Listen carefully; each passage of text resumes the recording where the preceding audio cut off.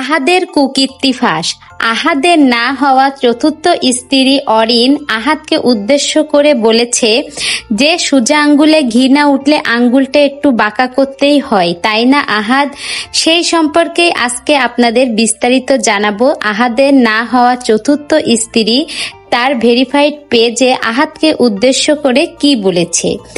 শেষ পর্যন্ত যখন আমাকে বলেছিলে আমি আর নিতে পারছি না, তুমি চলে আসো, অসম্ভব আনন্দময় একটা মুহূর্ত ছিল।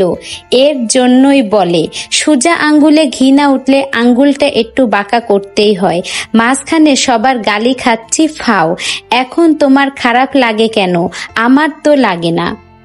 এই কথাগুলো আহাদের চতুর্থ স্ত্রী অরিন তার ভেরিফাইড পেজে আহাদকে উদ্দেশ্য করে বলেছে।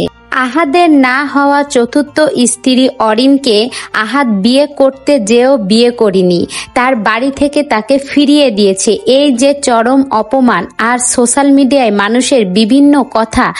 আহাদের না হওয়া চতুর্থ স্ত্রী অরিন কিন্তু আর নিতে পারছে না। সে আহাদকে চরমভাবে বলে দিয়েছে সোজা আঙ্গুলে ঘি না উঠলে কিন্তু আঙ্গুলটা একটু বাঁকা করতেই হবে।